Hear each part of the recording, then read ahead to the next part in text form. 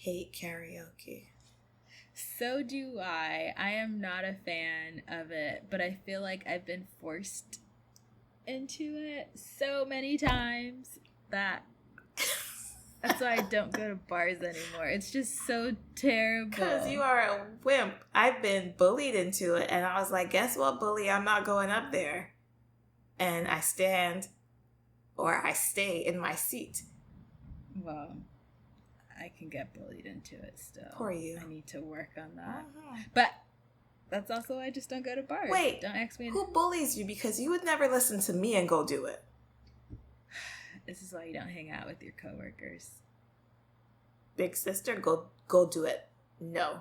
Coworker who you've known for 3 months? Yes. Good to know.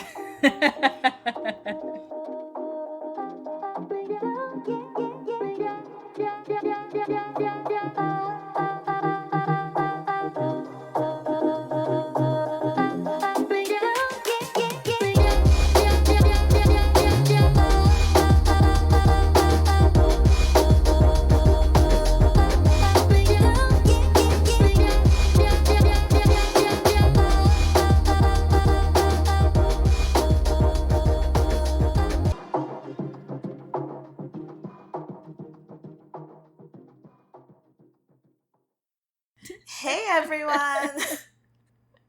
Hi! Welcome to Spoiler Alert. It's an HEA with Julie and Chrissy. This week we are here to cover a Mia Sosa book, The Wedding Crasher.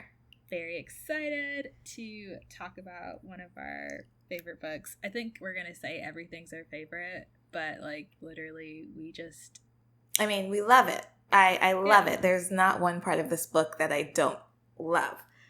And I love the way it starts because yes, every character reminds me of myself, and the Wedding Crasher starts with Solange looking for free samples, which is me to a T. I love the body shower gel in the hotels.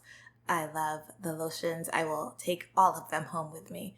And you're such a klepto. Not a klepto. It's included in the price of the hotel. Didn't you see that episode of Friends where Ross is like, all the apples that are at concierge are mine because I paid for a hotel room? I have seen that episode, and I just did not understand Ross bringing an empty suitcase just to bring home. At the end of it, with his suitcase open, he has the fake fruit that was sitting in the Bible.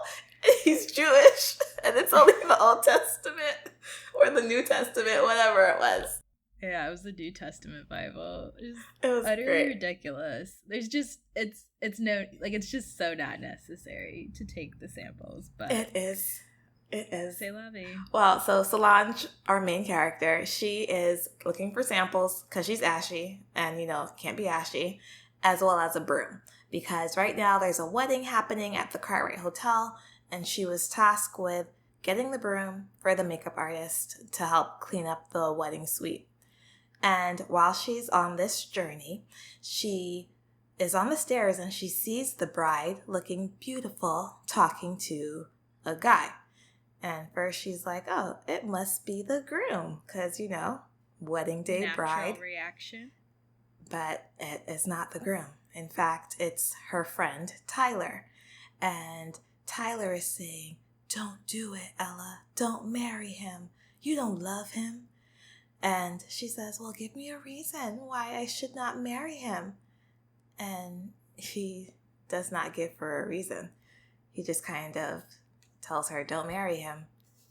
And she's like, well, I have no other choice. And as soon as Solange is like, okay, do I walk backwards? Do I walk forward? Do I pretend like I didn't hear anything? They look at her and she looks at them and she is thinking so quick on her feet. I know I could never do this.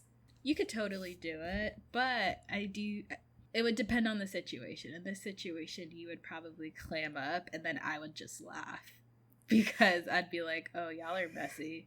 Oh, but I'd be like, I don't know.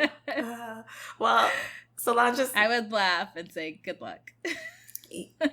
Good luck with that. Oh my gosh, I would just die. Like, I'm sweating just thinking about catching this awkward situation on the day of somebody's wedding. I'm not, because I really would just have to laugh and be like, oh, wow.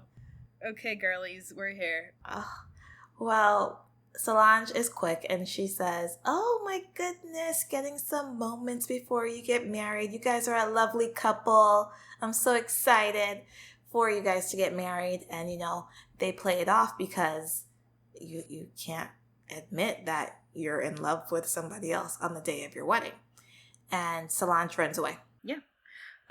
Solange runs back to the bridal suite where her cousin Natalia is cleaning up and getting ready to head out, and she's like, hold up, we need to talk, something just happened. And right as she gets ready to tell Natalia, the bride walks in, and the bride comes in and she doesn't want to talk with Solange about their encounter in the stairway, and instead sends her off to go get her sparkling water. And she's like, okay, bet, you're the bride, you're going through with this wedding, I'll get you the water. And of course, on her way down to find sparkling water, she runs into Dean. Wait, we have to go back. The bride knows now that Solange knows that was not the groom. And Solange is like, are you sure you want the sparkling water? Or are you okay just having no water? And they're talking in circles about water when it's really Dean or Tyler. Yeah, the code that they quickly develop. But yeah, she is adamant that she wants Dean. So Solange is like, okay, I'm not going to argue with you, the bride, Ella. Let me go get you some sparkling water. And she heads downstairs, and on her way downstairs, she runs directly into Dean. And she quickly puts two and two together that Dean is the groom, Dean is Max's friend, who she has heard about. And Dean is very, very hot. So she talks about this competition with his face, and she's like, oh, look at his plump lips, and how they are the best feature. And his jaw's like, no, watch me be so strong. And his eyes are like, no, watch me hazel into the sun. And then he has this little scar, and she's like, ooh, the scar. And she's looking at him, and she is thinking, oh my God, this man is fine. And she actually opens her mouth and says, you are all fine. And he's like, what? And we get this did I say that aloud? And he's like, yeah, you did.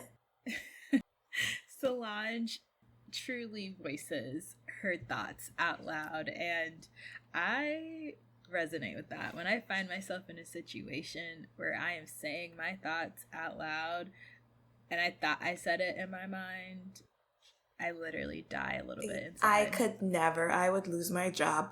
The quiet part has to stay inside. That's fair, but sometimes it is extremely hard to do just that. Because it's just crazy, whatever it is that's happening. I mean, she calls him a cutie in the streets, and she hopes that he's a troll in the sheets. Because she's like, you can't have it all. You have to just be cute and terrible in bed. Not a complete package. No, but she has to hope that, because he's supposed to get married in 10 minutes. Yeah, she's like, I've missed my opportunity here. And she's starting to wonder, okay, should I tell him what I saw on the stairs? Should I mind my business? And she decides, I'm going to tell him. But as soon as she makes up her mind, Dean gets a call, and he has to walk away, and it's time for the wedding to start. So she can't do it. Yeah. And with that being the case, Yasleen says to Solange, please come down, watch my first wedding take place, just stand in the back. No one will know you're there. And Solange is hesitant to do this, but ultimately does agree. And she posts up in the back, waiting for the wedding to begin. And, the normal set of events begin of the bridal party entering and the bride, and both then the bride and groom being situated at the front of the room. And of course, the officiant at most ceremonies, they ask a question. Usually it's typically, what is it typically? does anyone object to this marriage? But this officiant rephrases it and instead asks, like, do you support this couple as they embark on their marriage journey? And everyone's sitting. What is it? What the are they crowd? Called? Not congregation. I don't know. No. All of the guests say, I do, yes, of course, etc. Like, all in agreement. Every single guest but one. Well, and that one. Solange is looking at this bridal party and she sees this man, Tyler, standing next to Dean on his side. And she's like, wait a second. This guy that your bride is in love with is in the wedding party. So he's going to be in their life for the rest of their lives. And that little voice inside her mind is like, no, I don't agree with this. Yes, and she doesn't agree with it due to her own mother's experience. She, like, briefly, like, reflects about how her mother married her father and he was in love with another woman when they got married, and she begins to think that, like, if she speaks up, she can save Dean from the life that her mother had, because now her mother is divorced and separated from her father, and her father is married to the woman that he loved at the time of marrying her mother. So, yeah, truly her, like, lived experience and conscience is, like, pushing this forward. Yeah, so she's thinking, no, this should not happen. And she's thinking all of this, and she still thinks that she thinks it, but in actuality, she says it nice and loud so that everybody at the ceremony looks at her like, what you mean you don't? Who are you? Conspiracy. And she and Ella have this, like, conversation across the aisle where Solange is like, you don't love him. And tell the truth. So Ella and Solange have this conversation across the ceremony space where Solange pushes her to tell the truth and say, you know, I don't want to do this with Dean. I don't love him enough. This is not the person for me. And she runs down the aisle and everybody's like, chaos, magic, what is happening?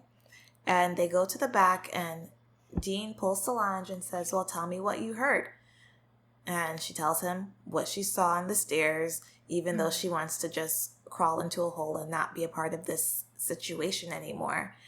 And as Dean listens, he kind of reflects and he says that when she gave her vows, it was about how she was a better person and she was so loving and just all about herself and not about them as a couple or even about Dean, the person that she's choosing to spend the rest of her life with.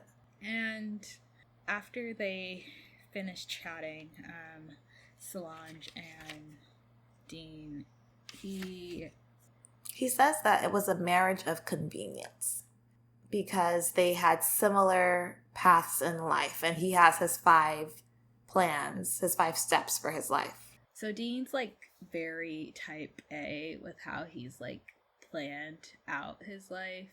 Dean has 5 things that he wants to accomplish, and the first one was to, like, pay off his student loans, which he has completed somehow. I will never do that. I will never, ever, ever do that. Exactly. Who will do that? Like, I'm fully expecting to die with this debt. And I'm okay with it. Exactly. It's impossible to pay it off, but Dean clearly was living a very, like, even with his, like, 6-figure salary, he still must have been living, like, on a very set budget. He's, like, 29.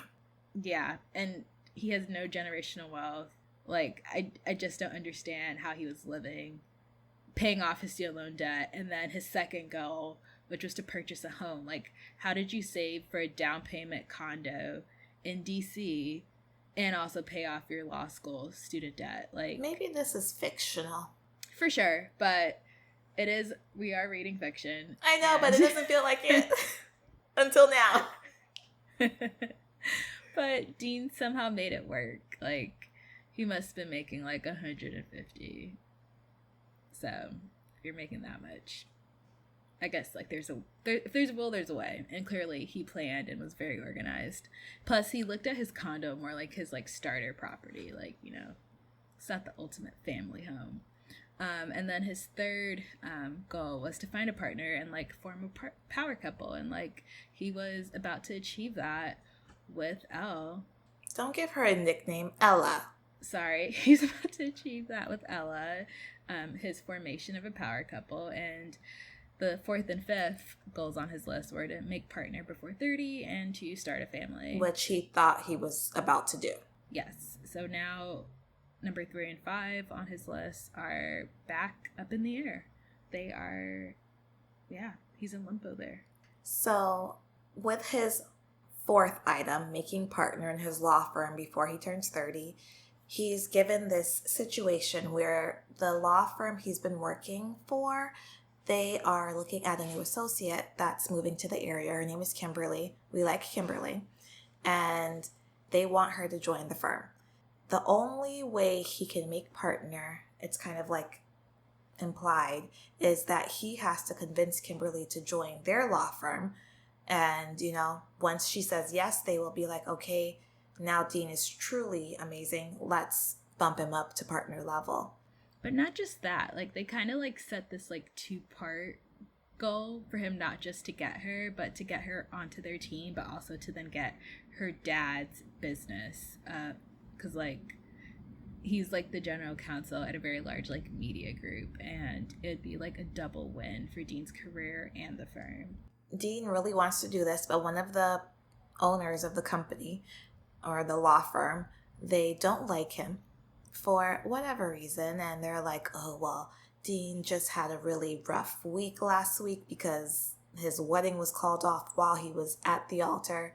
He can't handle this. He is emotionally unstable. Yeah. Which, I mean, he probably is a little bit. Yeah, it's been 2 weeks. The partners don't trust Dean to handle it alone. And this guy named Peter, another associate at the law firm, says, oh yeah, my wife and I can help introduce Kimberly and her partner into the DMV area because Kimberly's partner Nia is into art, and my wife Molly, she's also into art. We can take them out and show them the town. And Dean lies and says, oh yeah, well, you know, me and my girlfriend can come too. And they're like, your girlfriend? What happened to your wife almost? And he's like, yeah, no, I have a girlfriend. Her name is Solange, and she's amazing. And they say, okay, well, let's do it then. So now Dean has to reach out to Solange and say, hey, girl, you ruined my wedding. Can you do me a favor and pretend to be my girlfriend? So at this meeting, we learn that they are very opposite in the way they take their coffee. I am a Dean, put all the sugar and cream and everything sweet into my coffee, and Solange is plain black, hot. That's it. Easy. Drip coffee, also, like, not just want cold brew. No espresso. Like, no espresso, just plain black drip coffee, which, like, I totally get. Like, depending on my mood, I can have a cup of coffee like that or a cup of black tea, but I will typically add some oat milk or something to it, but still I can get away with no sugar if I don't want it. So I see it, but to drink black coffee every day, I couldn't do it. Maybe in my next life. So at this coffee meeting, they exchange some information, and his is very lawyery. He gives her a dossier with all the things that she should know about him, and it's just super formal and weird, and she's like, no, dude, this is good, but we actually have to hang out and talk to each other for this to be real. And here enters in our classic fake dating trope. I love fake dating. It's one of my favorites. So it starts off with them saying, okay, well, let's see where each other lives. So at the end of their conversation at the coffee chat, they decide to meet up and visit one another's homes and just spend like additional time with one another. And Dean heads over to Solange's apartment, and when he arrives, like, her roommate Brandon opens the door, and he's like, oh my god, who is this? She told me she was single, and there's this man here. Dead. Brandon quickly is like, I'm messing with you. She's single. We're just best friends and roommates. And Dean is like, oh, okay. Good to know. Yeah. Like, okay, cool.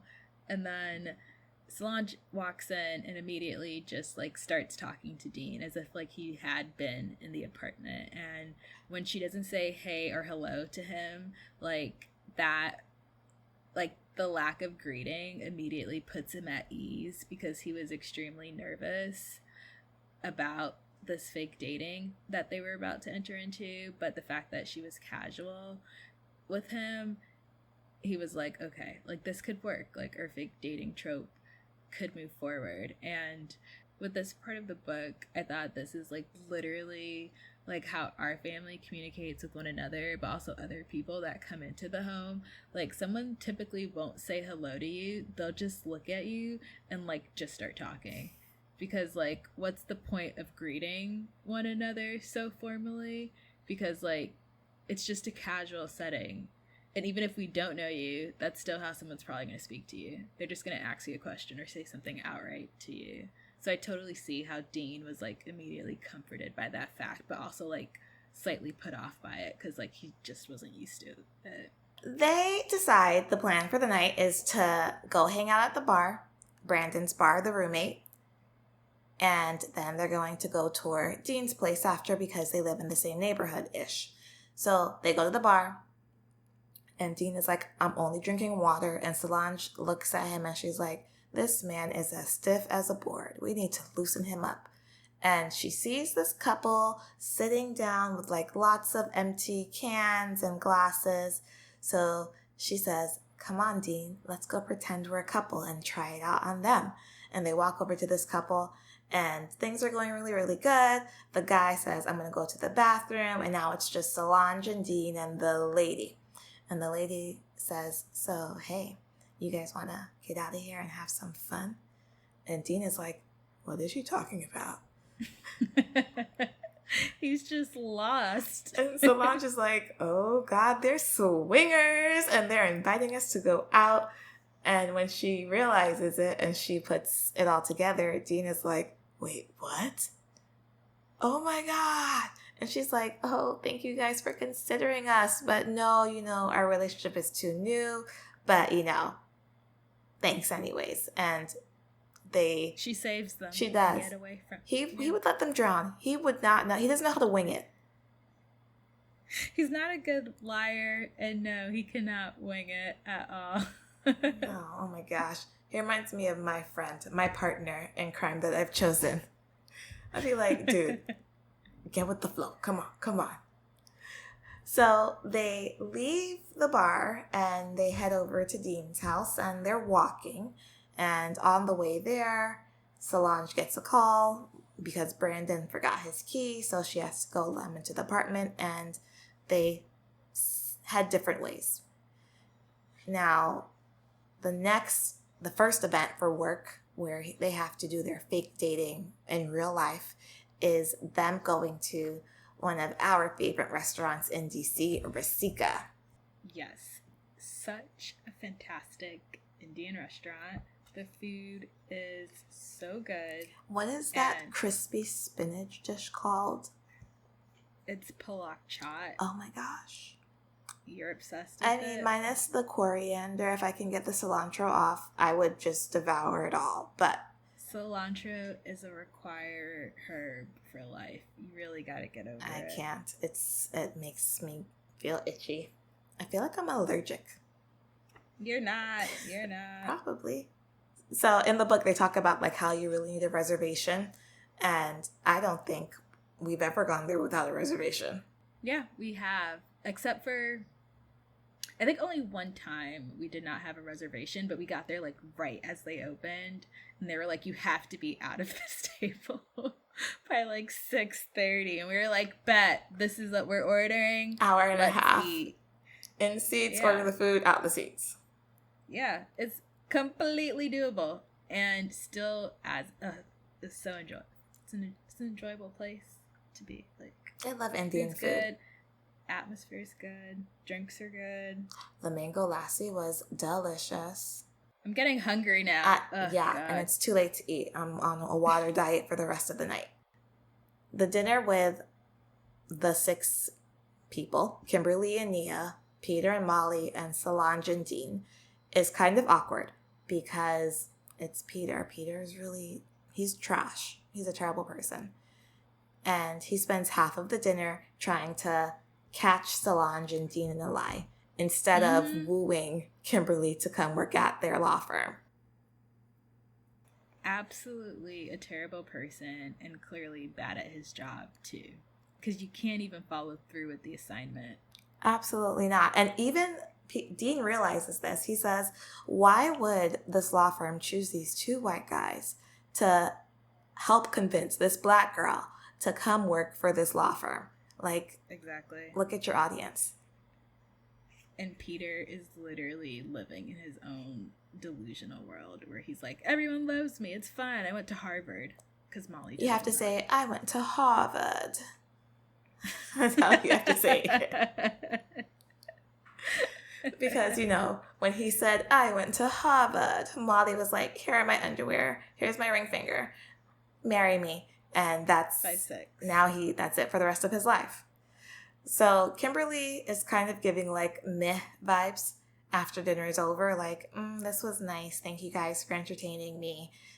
I'm going to talk to other law firms. And Dean is thinking, how can we keep this? I want this promotion. I need this promotion. What can we do? And Solange sees that he's kind of sweating and looking for an idea. And she says, well, let's go axe throwing. And everybody's like, yeah, let's go axe throwing. As that is literally, or I guess that is still a very popular thing to do, but it's just something that I literally cannot bring myself I'm too afraid. I feel like there has to be accidents happening there, and it's just like not reported on, or I'm not following local news. I don't want to know. Throwing accidents, and it would be terrible. You could survive it, but my God, the pain. Can you imagine the axe going the wrong way and then it just like slicing into somebody and getting stuck? Yeah. And then there's alcohol there? Yeah. It's a recipe of disaster. And not it. Dean feels this way because he says he's never signed what are those forms called when you sign your life away? Yeah, the waiver forms. Like for like skydiving or like scuba diving. They're not at fault once you step in and sign. Oh my God. Like really not at fault. I remember my friend who they were ATVing and his ATV flipped over and he lost his arm. Like it was, what's this called? Chopped off. Severed. It was severed. Like from his elbow down. And the company that they were using were like, oh yeah, but you signed the waiver, so we're not liable for your accident. I mean, it took years of litigation for him to get a payout. Like, that's ridiculous. Like, dude lost his arm. Like, the arm is gone. They had to helicopter him to the nearest hospital. Yeah, no. Yeah. But I don't read my waivers. I just sign my life away. It's literally most of us. It's fair. So, Solange is a curriculum creator. She works for an adult education company where they are helping young adults get their GEDs and take adult education classes. And she's also helping to create a new curriculum for them because it needs an overhaul at the Victory Academy or something like that.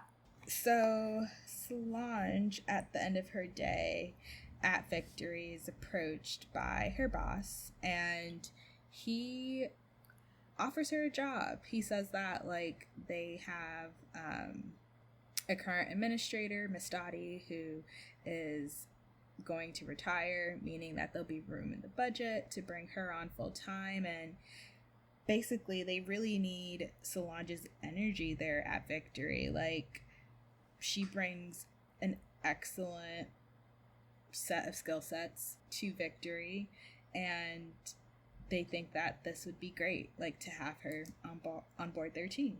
And she immediately is like, did my mother force you to offer me this offer? And he looks at her like, What? Why No. would your mom call me? And she has two options now: going to work for her old company in Ohio, where she's still helping people, because Solange's core value is, how can I help people around me? Yeah, she wants to be of service to her community. So now she has to decide in the next 2 weeks-ish, is she going to move or is she going to stay in DC? And she knows that she has to really make this decision for herself. And she's kind of going through this in her mind when she shows up for axe throwing with the team. After axe throwing is completed, they choose to head out for the night to Brandon's bar. And thankfully, Peter and Molly don't go with them. They head home and the rest of the group heads out. And while at Brandon's bar, of course, there is karaoke taking place that night. I hate karaoke. So do I. I am not a fan of it, but I feel like I've been forced into it so many times that that's why I don't go to bars anymore. It's just so terrible. Because you are a wimp. I've been bullied into it, and I was like, guess what, bully? I'm not going up there. And I stand or I stay in my seat. Well, I can get bullied into it still. Poor you. I need to work on that. Mm-hmm. But that's also why I just don't go to bars. Wait, don't ask me. Who bullies you? Because you would never listen to me and go do it. This is why you don't hang out with your coworkers. Big sister, go do it. No. Coworker who you've known for 3 months? Yes. Good to know. So, when they walk in, Brandon is looking at Dean, and Brandon is like, oh, so you like my roomie Solange. You have feelings for her. You think she's hot. And Dean is like, what are you talking about? And Brandon says, I know who Solange is, and I know how great she is. Just be careful with her.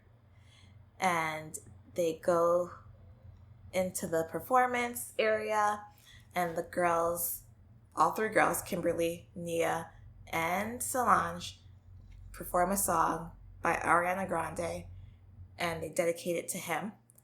And I mean, I would do an Ariana Grande song. A Thank You Next. I'm here for it. And he gets up there and he does his own song, but he doesn't do a PG song. He does Pony by Genuine. Mike. Yeah. And the pony dance it's performed the way they're throwing money on the stage like it's a strip club. The way the women are screaming and fanning themselves. I mean, it would be a sight to see. He literally gives the performance of his life. And it's greatness. And so, but it's also part of the reason why Dean doesn't drink. Like, he said earlier on that, like, tequila is his kryptonite, and it's because once he indulges, that's it. All bets are off. You get a whole nother side of him, which is terrifying. But hey, he could be a dancer. He has rhythm. Mm-hmm. While he sings about his pony. So the night is ending, and they go outside, and they're sitting at the bar, and Solange is sitting at the bar, and this guy comes up, and he's like, hey, pretty mama, anybody sitting over here? And Dean comes to the rescue, and he's like, I am. And she looks at him like, oh my God, thank you for saving me from this man. And they use the code phrase that they created at the beginning, where if you say this, it's okay for the person to lean in and touch you and, take the playing up a notch. And she says, you just couldn't help yourself, could you? And he leans in and kisses her. And it's like, oh man. Dun, dun, dun, dun. This is our first kiss. And although, we're kind of acting, it feels real. And it feels too real for both of them, because they both are like, okay, have a good night, bye. And they go their separate ways. Now, Peter, evil Peter, trash bag Peter, has this idea. and he uses Dean to get his idea. So for the third outing to get Kimberly to join the law firm, it's organized by Peter, but Peter has Dean extend the invitation to everyone, and this is for them to attend an exclusive party, and there's not much details given. We just know that Peter says it's his ex-girlfriend, and if Molly finds out that they're going to his ex-girlfriend's house, he won't be allowed to go. And he says, Dean, just, send it in the group chat for me. Here's all the information. And he does this verbally. He tells Dean, this is what is going on. So there's no paper trail. And then the night of the party, where they're supposed to be, again, convincing Kimberly to join, Peter bows out. He says that Molly found out that his ex is organizing the party, and if they go, that he'll be sleeping on the couch for a month. So he's like, yep, we're not going to be there tonight. Just go, say my name at the door, and you'll get in. Give Kimberly and Nia my regrets. And then soon after that, they also get a text from Kimberly who says, Nia is not feeling very well, given their night out before at the bar, and that they're going to stay in as well tonight, which then leaves only Dean and Solange at the door to this party for the night. Dean doesn't text Peter back. He just gives him a thumbs up, which I love. And he tells Solange the bad news, and she says, well, we're already here. Let's go into the party. And when they get to the party, it's like, leave your phone at the front. Well, not even leave your phone. They're like, they ask them, like, what type of phone do you have? No. And they lock it. No, first they say leave it. And Solange is like, I'm not leaving my phone with you, stranger. What if I need it? And then they lock it, which I'm still trying to figure out how to do, because I would love to lock somebody's phone. Maybe it just locks their camera. Why would you lock someone's phone? I like to have the power. That is very worrying. I just want to have a little bit of power. Okay. Okay, so in my mind, I know that this is a row house, so it's not a humongous house, but whenever I get to this part of the book... Row homes can be. No, I know, but I'm picturing a mansion. Yeah, like a Georgetown row No. home. I'm picturing a Georgia mansion. Oh, this is an Adams Morgan. So this could be a very big row home. But still a row home. It's not a mansion where it's six windows wide. That's what I picture in my mind still. Yeah, you're thinking of like the typical like McMansion. Yes, in my mind it is a nice McMansion, because they talk about the foyer going this way and that way and this room and the hallway. So Solange goes to the bathroom and Dean is outside and he's just hanging out waiting for like the festivities to get into action, and the lights dim and he's like, what's going on? And all of a sudden people start taking off their clothes and he's like, what? And he realizes, I think we're at a sex party. And he has a mini panic attack and he rushes into the bathroom with Solange. And he's like, don't freak out, but I think we're at a sex party. And she's like, dude, calm down. Sex with adults is normal. And he's like, what do you mean? Have you been to one before? And Solange is like, yes, I have. Like, consenting adults in grad school. Come on. Welcome to 2024. And he's just like, this is insane.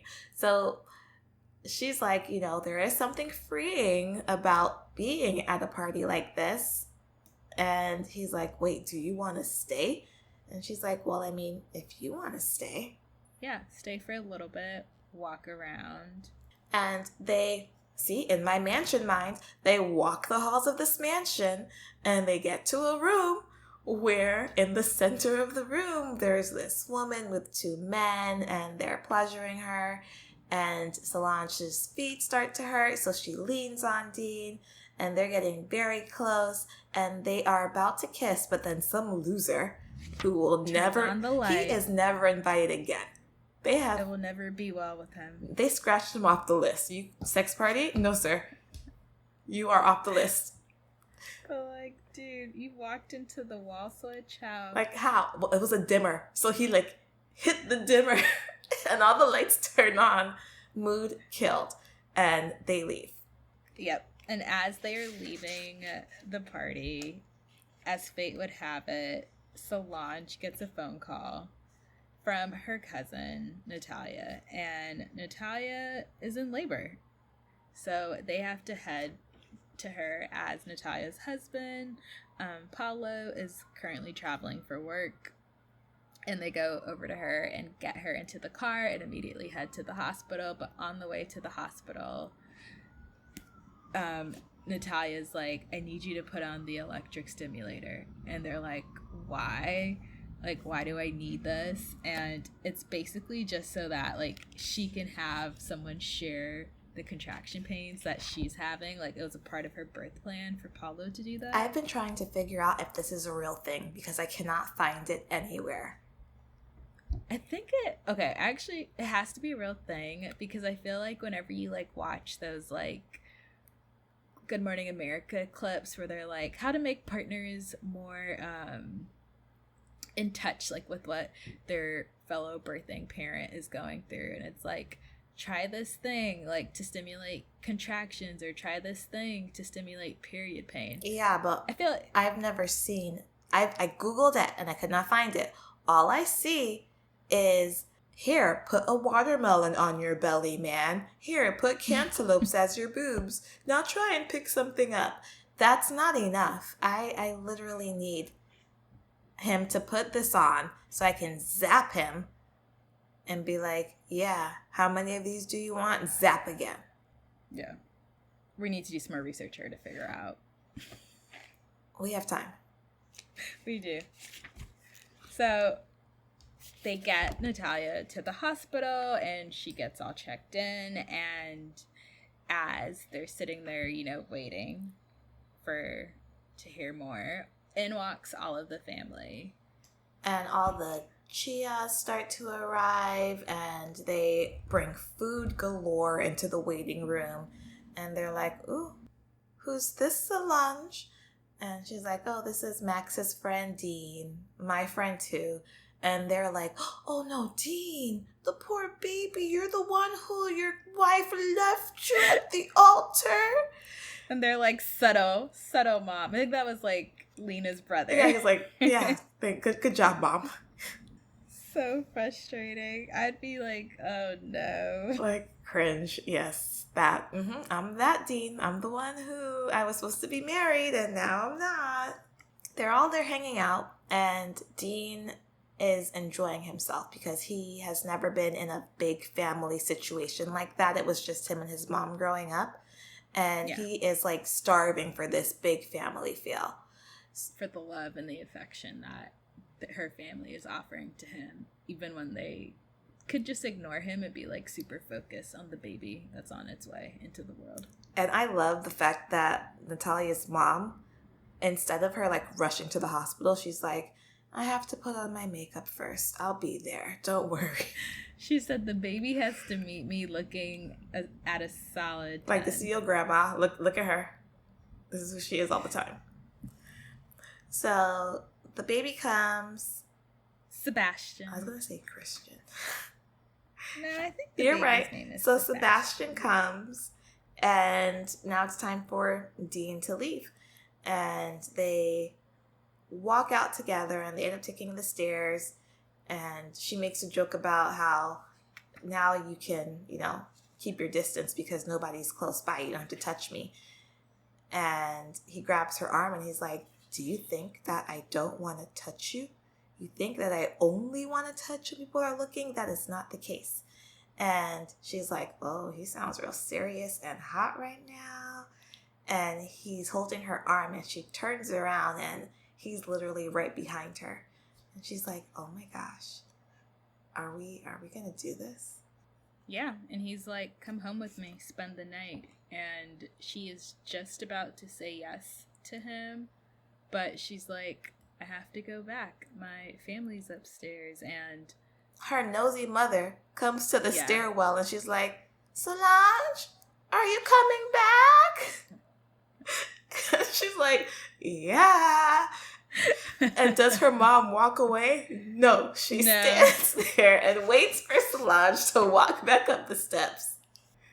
Her mother is nosy. Absolutely. But she's like, I need to know. So, as time progresses, they are talking about what to do with Peter because Peter tried to really get Dean fired. Imagine if Kimberly had shown up to that sex party that he invited her to. Yeah. He would lose his job immediately, and Peter would literally play the none the wiser person. Like, he'd be like, wasn't me. Don't know what he's talking about. That did not happen. He sent the invite. Yeah. But instead, they're moving ahead to what is to hopefully be the last group outing. They're having dinner at a Spanish restaurant. Peter. And that Peter chose.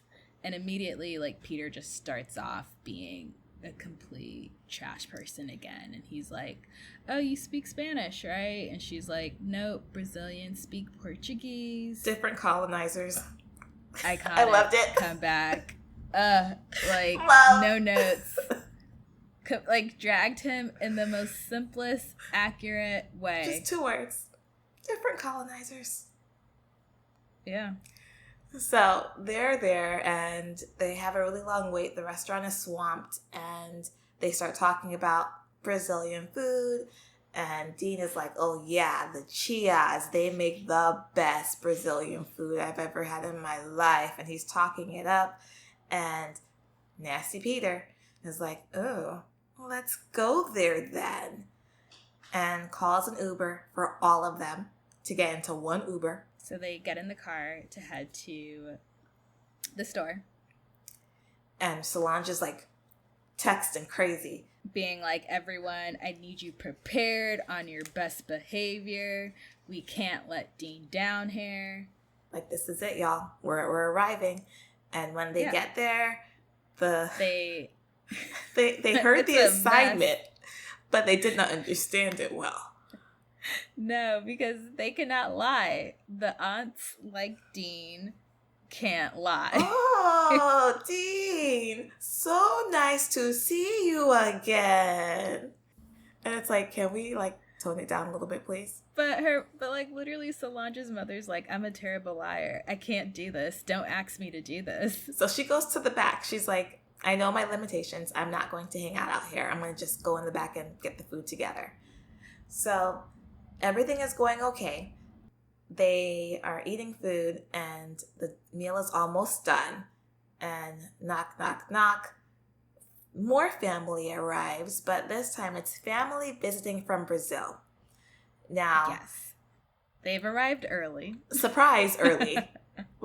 You said you're going to be here next week. What are you doing here today? And you're staying with me in my house. I'm not ready for you. What? I have never had that happen. I don't think that's ever happened to us where family showed up earlier than planned. Not even just show up to stay with me. Yeah. I didn't go to Costco and buy the croissants yet. What are we doing? It's a non-starter. We're not prepared. The staples are missing. Be like, I got a Swiffer real fast. Pick up all my shoes from the foyer. This is not a show home. Oh we are not prepared. But they do because Aunt Claudia, she is also trash. Yeah. Different to Peter's trash, but more so the toxic aunt who's just trying to compare all the cousins to her own children. Yeah, and her to her cousins. Yes. Yeah, she had a husband. She did it the right way, so she's better. Yeah. But yeah. So the family arrives, and they were supposed to be staying with Solange at her place with her boyfriend, Brandon. Her fake boyfriend, Brandon. Her bestie, Brandon. And now they are meeting Dean. So where will they stay now? With Dean and Solange. And they then proceed to head to Dean's condo. And immediately upon getting there, like, Solange herself cannot lie well. I love because it. as she's giving them a tour of the home That she's never been to. that she's never been to, she's literally complimenting the furnishings Like, and how ooh. nice the owl is. I love this flooring. And Dean's like, honey, remember, you live here. Come on, girl. Yeah. It's our flooring. You helped pick it out, ma'am. Stop it. And they're like, okay, well, we're really tired. Can we go to bed? And she's like, oh, yeah, follow me. And Dean is like, don't show them our bedroom, honey. Remember, they're tired. Let them just go to bed. And she's like, oh, yeah, I mean, this way then. And it's chaos. Now, here's where we get to one of my really favorite tropes where it's like only one bed. And it's like, it has to happen. This is the moment where they're just going to be like, forced proximity. We're sitting there together. So nothing happens the first night. They do snuggle a little bit and they talk and... Yeah, she's glad that she crashed his wedding and that they're together in this current fake relationship. And he's also glad that she crashed his wedding. And they're just both happy to be in each other's lives right now. So they go to sleep and the morning arrives and Dean finds out something that he always thought was true, that he has really thin walls. And he hears their cousins just going at it because they have not been alone this whole trip with Claudia. And they are just going at it and they're like, oh, this is cringy. We don't want to... Well, she slept through most of yes. it, Dean said. Yes. And as they got louder, she woke up and he's like, yeah, I think they're almost done, maybe. I hope so. So they start to shower and get ready and, give them the hint, hey, we're awake. If we can hear you, you can hear us. Like, come on, let's do it. And they go and they have breakfast and they start their day. The cousins leave. And now it's just Dean and Solange left in the house. She says fake dating is absolutely exhausting and she just collapses. And Dean's like, yeah, but it's fun. And from there, he moves towards her to hug her, and she gets up and hugs him back. And in that moment of them hugging, she feels incredibly grounded and happy to be there. And they begin talking about the other night at the hospital, the night that Sebastian was born. Now, we didn't talk about this part, but when they were in the stairwell, his hand was all the way down her pants. Yeah, because he invites her to go home with him, but then her mom shows up. They go back to the night that they were at the hospital, the night that Sebastian was born, and they discuss how it felt like they had pumped the brakes on what was happening there that night, the attraction between one another. And he's like, let's have a serious conversation around this. And he's like, I don't want to play games with your heart, and let's just go into this, whatever this is, with open eyes and enjoy what it is. And she agrees with that. And then from there, she's basically just like, okay, whether I leave DC or not, let's explore this physical attraction. So the two of them end up sleeping together, and the entire time I'm reading this, I'm like, they just gave the cousin the key. What if they forgot something? The entire time I'm reading this scene, I'm like, oh God, they're on the kitchen floor. The cousins are going to walk in. Oh God, she's naked now. The cousins are going to walk in. And I mean, they don't walk in. That's just... This is why you bolt your door. But my paranoia is you did not lock the door. So that night they have a family dinner where Dean is going, and now he's pretending with the Brazilian family to pretend to be Solange's boyfriend. And the dinner goes great, except for Claudia. Claudia's like, oh, Solange, aren't you and Dean going to get married so you can have a kid? And Solange is like, I don't have to be married to have a kid. To have a kid. Yeah. You can literally have one whenever you feel like it. And she's like, but also she's like, I haven't given it any thought. I'm only 28. And don't need to be married and I don't need to have a partner to have a kid. Like, calm down. And Dean comes to her defense because Claudia's still like, oh, but your mom didn't want this choice for herself. She wanted a man to be with her. And Dean says, I was raised by a single mom, and all a kid needs is love. Yeah, and families come in different shapes and sizes, so who are you to judge how a child is raised? So now Solange was already falling for him, and she's like, and you defended my mom? Oh my gosh. I think I love him. That they clean up the house because now the family, they're leaving on their tour of DC, and they're having a night in where they're going to make caipirinhas, which I love, but they are so strong. They're like a Brazilian mojito kind of. Lots of lime, and they're not very sweet. But they make them, and they're having like this night in where it's just like a sexy night with the two of them. And knock, knock, knock, who's visiting? Dean's mother. Who's supposed to be with her boyfriend, meeting Delaware. Meeting his kids. Oh. Yeah, she was like, oh, let's go camping in the RV and we're going to meet his kids. And then they got into a fight because she said, shouldn't your kids meet the woman you're going to live with? And he was like, live with who? We're not about to live together. And she did not sign. She didn't renew her lease. So because she thought that they were moving in with one another, because she was like, our relationship has progressed and it's in a healthy state, but they were completely misaligned here. But she's done this all of Dean's life, where she falls head over heels for a guy and then it doesn't work and she has to figure out, where do we go now? So she comes in and Dean is like, okay, well, mom is here. And Solange is like, okay, and I'm out. It's been lovely to see you. I'm gonna go. And Dean walks her out, and Dean starts to tell Solange, well, my mom's here, so I'm gonna be really busy. I may not call you and text you. And she's like, did I ask you to call or text me? Like, what are you doing? And he's like, well, and he knows that he's saying all the wrong stuff, but he's having one of those moments where he can't catch it. It's just flowing freely. Yeah, and she's like, well, if I don't fit into your life, then what are we doing here? Like, yeah, like, it's fine. It was fun while it lasted. Yeah, and Dean is spiraling with all that's happening tonight, and he and Solange get into an argument. Like, she's saying, I'm not fitting into your plans. All right then. And he's like, well, you don't want to be a part of my life anyway. And they basically end. So Dean feels like he is not being considered in Solange's big picture of her life, and he wants somebody to choose him first.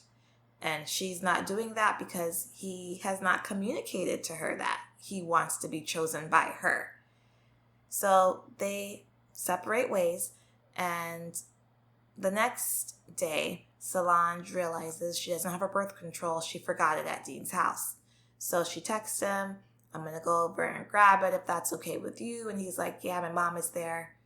I'll tell her you're on the way. So she gets there, and she's hoping, I'm going to just walk in, grab it, and leave. But no. Mom is like, oh, I'm just so lonely here by myself. Will you sit with me for a little while? And the mom kind of gives us some insight to who Dean was as a child and how he got uprooted a lot because mom fell in love and moved in with the guy. And when they broke up, Mom and Dean got kicked out the house and had to figure out where we were going. And the biggest move for Dean was when he got onto the swimming team. He came home with this amazing news saying, hey, Mom, I made the swimming team. He wanted to go to the Olympics. And Mom says, I have amazing news too. Remember that guy I've been talking to? He asked us to move in, so we're moving. And totally, upended his world.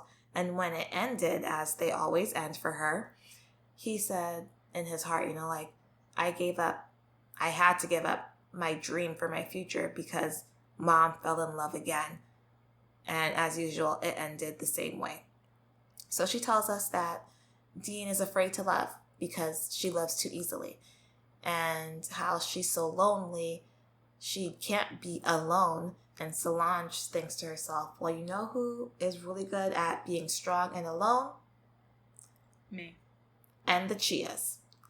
So she says, let's go to the store so you can meet the aunts.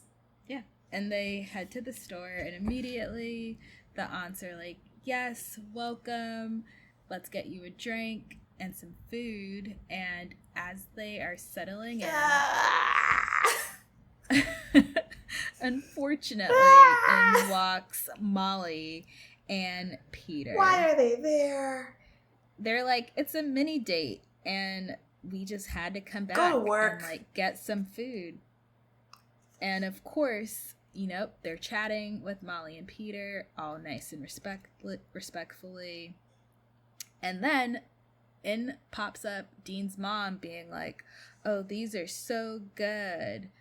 And Peter, being Peter, is like listening into their conversation. Because she says, oh, I want to bring these home for Dean.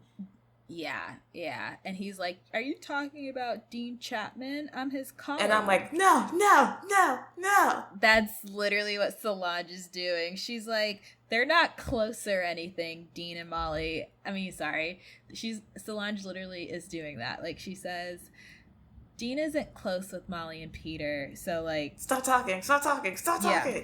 But this love-drunk airhead woman just keeps on going. And she's like, oh, well, you know, that wedding, it was really sad. And I'm so glad that he and Solange met. Maybe one day they'll get together. And Peter's like, oh, so they're not together, huh? So this was a lie, huh? And he's like on his phone instantly. I gotta text some people. Let me text the whole everybody. Literally grab his phone and break it. Honestly. Like, that's all I could think. Like, throw it across the room into the wall. Stop this. Prevent this. Is it possible to do something here? I was listening to the book the first time. I'm driving and I feel it happening and I like slam my hand on the stop button and I'm like, turn the volume off. And I'm like, okay, I'm ready. Let's turn it back on. It was just so cringy. It really was. And like, as I read it, I was like, you know, I've never been in that cringe of a moment in my life where someone was like sharing something about me and I like couldn't stop it. Thankfully. To date, that has not happened. I haven't had anything that cringy, but my brain is broken and I'll replay things that I felt were cringy for myself 30 years later. I'm like, remember that time when I was 9 years old and the teacher asked where my homework was and I was like, yeah, my sister threw it away. And then she called my mom and my mom was like, no, she did not throw it away. Why is that living in my brain still? That's fair. I feel like we all do that. We replay events and like think about like, why did we do something or how we could change something? Or mommy will do that and she'll like retell events that one wishes to forget. Like, she'll tell that story about how I went to school with my pajamas under my school uniform. I can see that still. Like, you weren't even there. I absolutely was there. You were like in first grade. You had gone inside. But I remember. Whatever. See, that's cringe. Like, what was I doing? Yeah, no. Just wanted to go to school with my PJs on. I can't. And my uniform. Well, this cringy situation that happens, Solange is like texting Dean, answer the phone, hello. And when he finally gets to it and she tells him what happened, he's like, well, I mean, it was my idea, so whatever happens, it's my fault. And this nasty man who's the owner of, one of the lawyers in the partners. One of the partners, yeah. In walks Henderson, and immediately Dean's like, yep, he's in here to discuss the text that Peter clearly sent to him. And he's like, let's cut the bullshit, let's talk. And he's like, yeah, there's not much to talk about. Like, I need my colleagues to be trustworthy because, you know, honesty is a part of being an attorney. And Dean is fired. Aw, Dean. Effective immediately. Yeah. So this is literally, I guess, like Dean's second worst day in the span of a few weeks. Oh my God. He's had a rough summer. Yeah, like it's rocked. Today has like rocked. Him being fired has like rocked him to his core. And he's kind of, he's worrying about his mom because his mom's a teacher. And he's like, she doesn't have money. She doesn't have an apartment. I don't have a job. Like, what's going to happen? And he goes back to the office to get his stuff. And he runs into Kimberly, who was there to come clean about... Well... Did Kimberly hear he got fired? She hears he gets fired. So she went to come clean because she heard about the why. Okay, so I'm going back. So he goes back to the office to get his final things. He goes back to the office to collect his personal belongings, and he runs into Kimberly, who came because she heard that he was fired, and she said, well, I just wanted to try and say anything to help you get your job back because you were amazing. Peter was trash, but you, Dean, you were great. And she comes clean on her own, and she says, well, similar to you and Solange, Nia and we're best friends. And he's like, yeah, I know. Like, I can tell. And she's... Yeah. She's like, no, just really, we're best friends. And then Kimberly then tells the story of how, like, Nia and her faked their relationship. And she wanted to, like, set the record straight with Dean. And she's like, you know, Nia was getting ready to move to DC, and I panicked, and I was like, I can't do life without her. And she hasn't told her exactly how she feels yet. Yes. Yeah, Kimberly has not told Nia, which I did not realize as I reread Yes. this. And Dean is like, you have to tell her. And she's like, and you have to tell Solange. And he's like, I will. Right now, Solange is in Vegas with her roomie, Brandon. But the moment she comes back, I'm going to lay it all out on the table. And they both agreed to hold each other accountable to come clean with the person that they love. And they walk out, and he's like, oh my God, that's your dad? He's like my lawyer idol. I love him. I think he's amazing. I watched him once give like a deposition or something, lawyery. And, you know, lawyer talk. And she's like, calm down. He's just Larry. And he's like, but that's your dad. Why don't you work for him? And her dad's like, yeah, why doesn't she work for me? And the dad ends up saying, send me your resume, Dean. Let's talk. And Dean's like, okay, got it. So he goes home and he goes to sleep at like 4:00 in the afternoon because depression. We pick back up with Solange and Brandon in Vegas. And they're there to have fun for the weekend. And as they're hanging out and drinking, Solange is like, I want to call Dean. And he's like, nope, let's not do that right now. And they're drunk, but they're getting drunk in like the best way possible because it's free. Who loves free stuff? Brandon packed and me all the bottles into his suitcase. I could totally be in that friend trio.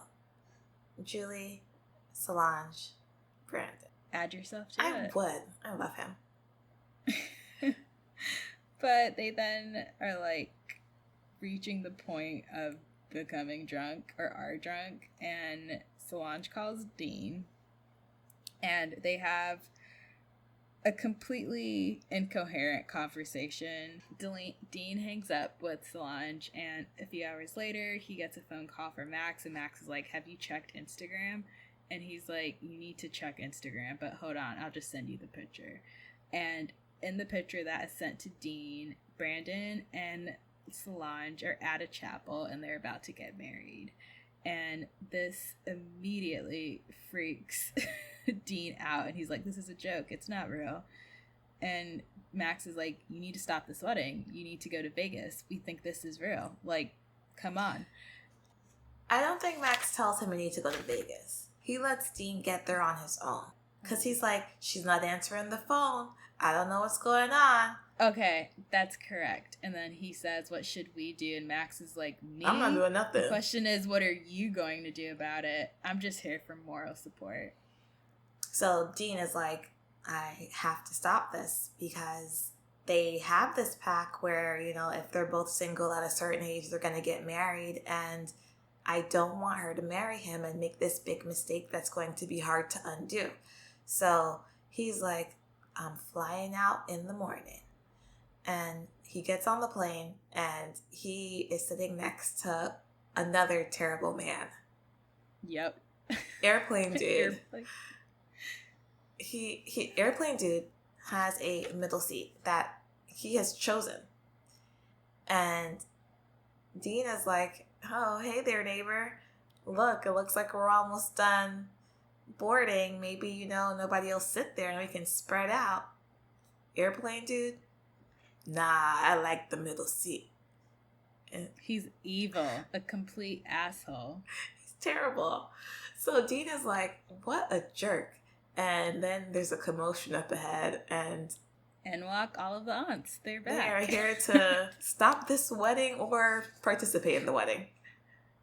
Can't miss the wedding of your only daughter. Right? Yeah, so. And the aunts are going to go too. Absolutely. They're like, we're flying out to Vegas with you. And fate would have it that they are sitting behind Dean in the aisle and the window. So airplane dude is now sandwiched. And the tea on the inside is like, I'm going to make this trip terrible for him. And they unwrap all the food and they're reaching over and they're passing things and they're pulling his seat back until airplane dude is like, oh, can I sit somewhere else? They disrupted him. But dude, like, why would you choose that seat anyway on an empty flight? And even still, like before they took off, Dean was like, oh, do you want to switch with her so you know you're not in between us because we know each other? Yeah. And I feel like this is something that if it was our family, our aunts would bully whoever that person was as well out of the middle seat. The looks, the talking, the accidental, purposeful elbows that person would have gotten in their side. Literally. Because, like, this is the setup. You bring the food needs to be passed out, meaning, stranger, you need to move. Remember our trips to Jamaica where we had fried chicken in the bags? Yes. It's so good. But the flight to Jamaica was like an hour and a half. And did you not eat it? Did we need it? We needed it. Because like, if we did eat breakfast that morning, or if we left in the afternoon, if we did eat lunch, I feel like it was probably like a frozen bagel with cream cheese. And then that was it. Meaning, yeah, I was hungry by the time we were on the plane. It's like the moment the plane is high enough, okay, get the food down. We've reached cruising altitude. Dig into your bags. Like, here we go. This is it. Oh my gosh. Okay, so they land in Vegas and they are off to the races to go stop this wedding because it's like 8:30 in the morning and they're like, the first wedding's at 9 and Dean is still blowing up her phone. And finally, the phone is answered by Brandon. And Brandon's like, hey, Dean, we'll call you back. We're in the middle of something. Bye. And hangs up. So now Dean is really like, oh my God, they're at the altar. They're about to get married. Yeah, he's freaking out. So, but luckily... Well, before we get lucky, now Brandon, I love Brandon, and Brandon is evil as well. But he's a good evil because he knows that Dean is close. He knows everything that's going on right now. And he's like, oh, let's take a picture, Solange. Just pretend like we're getting married. And they go to the altar and they're holding hands and the door swings open and in walks Dean and he's like, don't do it. Wait. Like dramatic. Stop. Yeah. And Solange is like, what are you doing here? What's even happening? And Dean like has this amazing speech where he gets down on one knee and he's like, Solange, I love you and I want you to be my girlfriend. And she's like, what? You do? And we find out that this was like an elaborate hoax. Yeah, it was a well thought out plan between the family and Brandon. I mean, I would hope that you would do this for me, Chrissy. I don't think so either. You won't even plan my stupid bridal shower. But you don't want oh my God, how many times do I get married? Once. I want all the stupid stuff. You're running out of time. Roll up at your mother. She's the worst. Right behind you. That's the best option. No, today she's like, oh, we need an Airbnb for hair and makeup. Well, then just do it. And I'm like, just do it? Yeah, I thought it was at the hotel. Yeah. Everybody's killing me. I hate everybody. I'm just going to elope. The Chias go to see Magic Mike live because, we got to bring it full circle. And I just thought about the last season of Housewives of Beverly Hills where they go to Magic Mike for Crystal's birthday and they call the girls up on stage and they get like whipped cream on them that the men lick off. I would die. They get grinded on and there's one housewife, Sutton, who's like, oh no, I'm on the board of the American Ballet Foundation. I cannot be here. But those are not the Chias. That they will just be there enjoying it all. Now, the story ends. You and your obsession with Real Housewives just needs to be, like, reevaluated. It does not. It's great. It helps me live a happy life. Okay, sure. So, the story continues. And, well, the story wraps up. So 1 year later, we get an epilogue at the end of this book, which is so lovely. I love an epilogue. And in the epilogue, we find out that Nia and Kimberly have fully expressed their love for one another and are about to get married. And we also find out that Dean has gotten a job with Kimberly's father, and overall his relationship with Solange is just in a really good place. Can I tell you, I was hoping that this was Solange and Dean's wedding a year later.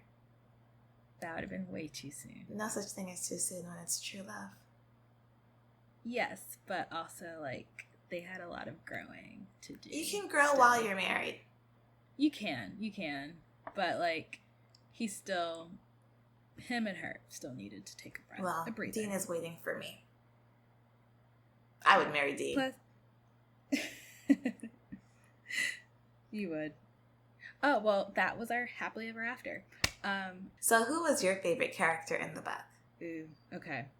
My favorite character was Brandon. He is truly the best friend that anyone could have. Like, he should be the motto of best friend, because the way that he loved and showed up for Solange continuously was just so heartwarming. And I honestly wish we got more of him. Like, I hope we get a book about Brandon in the future and his adventures as he moves to New York and, like, explores his acting career, because, like, yeah, he's just great. Who was your favorite character? I loved Kimberly's dad.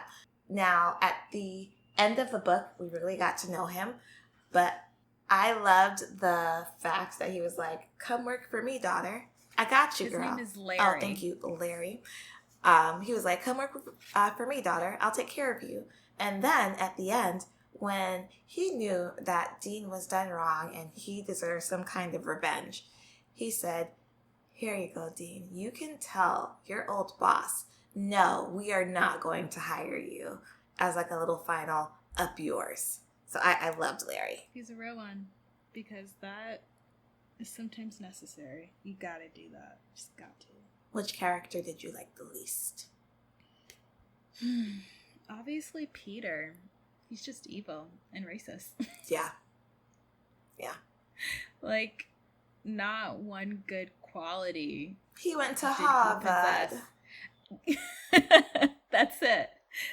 That was it. That was the one thing that his wife Molly loved most about him. I hated Claudia. I hated the fact that she was like, this is the way your life should be, and here's why my life is better than yours, and here's why my daughter is better than yours. And I hated that. I do hate family members who are like, my kids are doing it the right way. Like, just no. You're just having this competition in your brain and no one else is there with you, but it's still toxic to everyone else around. And you just want to like disengage and not have a relationship with that person. It's like family, sure, but you're going to go over there. Yeah. So overall, I loved this book. I love the tropes that are in this book, the forced proximity, the fake dating, just all of it made my heart very happy. So what are you reading at the moment? So I'm reading Take a Hint, Danny Brown by Talia Hibbert, and this book is about a professor named Danica Brown, and she is just looking for like a one-time hookup. Like, she does not want romance, she does not want a relationship, but she asks the universe, she asks the ancestors to send her someone. And in comes the security guard at the university that she works at, Zafir, and he really likes Danny. He has worked at the school for several months now, and they've gotten to know each other, and to the degree that like she brings him a coffee every day, and they chat and laugh with one another. And this day comes where there is a fire drill at the school, and he saves her. He carries her out of the building, and they go viral on social media. And they then realize that people think that they're dating, and with them dating, it can help Zaf's nonprofit take off. And they enter into a fake relationship, and this book is just like another classic fake dating trope, which I love. And I'm really enjoying it so far. Love that. I did not read that one yet. I read Act Your Age, Eva Brown. So I have to get that one now. Yes, that's the second book in the series. It's really good so far. What are you reading at the moment? So this week I just finished Not All Himbos Wear Capes by C. Rochelle. And this book is great because it's totally fictional. So it's in our world where we have superheroes. It's kind of like Marvel, but instead of it being like Iron Man or Captain America, he's Captain Muscular. So it's very like, here you go. So you have Captain Muscular, who is like Captain America, who saves the town or the city all the time. And then you have the villains, and we have like villains. So they think that there are these laws that have been passed that villains and superheroes cannot marry or date because they're seen as different species. And this superhero and this villain, they're always going head to head, and they start to have like feelings for each other. It's an romance. And they meet each other as norms on a dating app. So like they're normal humans, and they think each other are normal humans until the villain takes the superhero home with him to meet the family. And he's like, oh, so your dad's apocalyptic, man, and your mom is whoever. And it becomes like this insane thing where they are each other's inventus, meaning like they're the perfect partner for each other. And when they come together, their powers reflect on each other. So now they're not just singular superheroes, now they're double superheroes. And it's just a really, really good book. And we learn that the villains are only villains because when the superheroes became a thing, the humans, the normies, said, hey, help us. And the ones who said yes were the superheroes, and the ones who said no to the humans were the villains. And they're really just the same person. Of course. Yeah, and I'm like, man, look at that. So okay, let me know how that is. I already read it. Not All Himbos Wear Capes. It's amazing. I'm on the second book already. Love that for you. Okay, so thank you guys for joining us on this episode of The Worst Wedding Guest. That is the wrong title. Thanks so much for joining us this week as we chatted about The Wedding Crasher by Mia Sosa. We hope you enjoyed our conversation. It was so much fun. And I forgot to mention, I love when she talks about the love is blind part. When at the beginning, when he gets left at the altar or whatevs, he's like, yeah, Mom, it's like when Barnett married Amber with all her debt. And they're still together now. Are you serious? Yeah, but they have a roommate because she brought him down with the debt, I believe. That's my humble opinion. That, wow. Amber sabotaged Barnett. Oh, wow. Okay, but yes. Thank you guys for joining. It was a pleasure. See you next week. Have a great one.